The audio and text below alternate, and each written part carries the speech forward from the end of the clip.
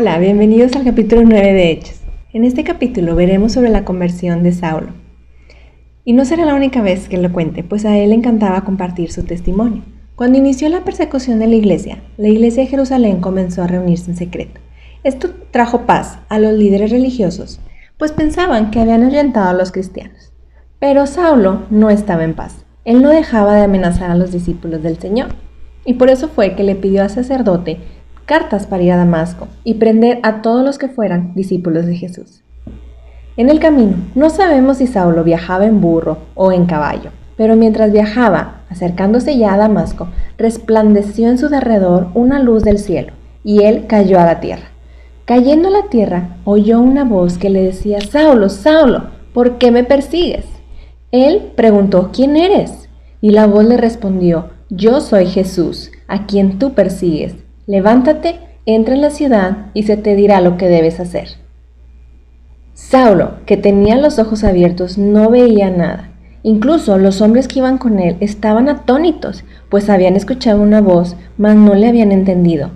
Saulo estuvo 3 días sin comer ni beber. Aunque Saulo era un hombre preparado, él no había conocido esa voz, no conocía realmente a Jesús. Debemos tener cuidado con ser hombres y mujeres como Saulo, que hemos sido preparados, que hemos escuchado la palabra, pero no conocemos a Jesús de verdad. Cuando Saulo le responde: «Señor», ahí podemos ver que ya estaba dispuesto a obedecer todas las órdenes del Señor. Ya había sido transformado al ver esa luz. Así como dice en 2 Corintios 5:17, «De modo que si alguno está en Cristo, nueva criatura es. Las cosas viejas pasaron, he aquí son hechas nuevas». Saulo ya era una nueva criatura. El Señor le dijo en una visión al discípulo Ananías que debía ir a donde estaba Saulo, orar por él y él recobraría la vista. Ananías al inicio dudó, pues conocía la reputación de Saulo. Pero el Señor le reveló 2 motivos por los cuales había escogido a Saulo. Primero, Saulo ya era un instrumento escogido y él tendría que sufrir por Jesús. El apóstol Pablo le llevaría el mensaje a los gentiles, a los reyes y a los israelitas. Después de orar por Saulo, de sus ojos cayeron unas escamas y recobró su vista, y así fue como pudo ser bautizado. Enseguida, Saulo se puso a predicar de Jesús en las sinagogas. La gente que lo escuchaba quedaba asombrada y también confundidos, pues conocían lo que había hecho en Jerusalén.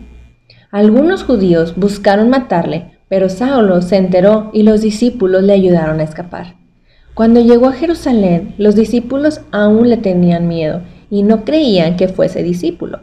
Bernabé lo trajo a los apóstoles y dio testimonio cómo hablaba en el nombre de Jesús. Las iglesias tuvieron paz, fueron edificadas y andaban en el temor del Señor y se acrecentaban fortalecidas por el Espíritu Santo. Más adelante también nos platican cómo Pedro visitaba a todos y cuando llegó a Lida se encontró con Eneas, quien era un paralítico desde hacía 8 años. Pedro le dijo: «Eneas, Jesucristo te sana, levántate y haz tu cama». Él fue sano y su milagro hizo que muchos se convirtieran al Señor. En una ciudad cercana de ahí, en Jope, había una discípula llamada Tabita, que quiere decir Dorcas.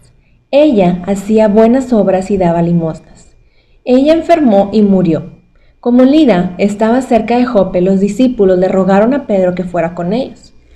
Pedro llegó, se puso de rodillas y oró. Pedro le dijo: «Tabita, levántate». Y ella abrió los ojos y se incorporó. Entonces también en Jope muchos creyeron en el Señor. Aquí termina este capítulo, pero quiero recordarte que así como Saulo tuvo un encuentro con Jesús, tú y yo también lo podemos tener. Él vino a ser la luz del mundo, nos ilumina, nos transforma y nos ofrece vida eterna. Entrega tu corazón y dile que deseas ser una nueva criatura en Él. Gracias por escucharme. No te pierdas el siguiente capítulo.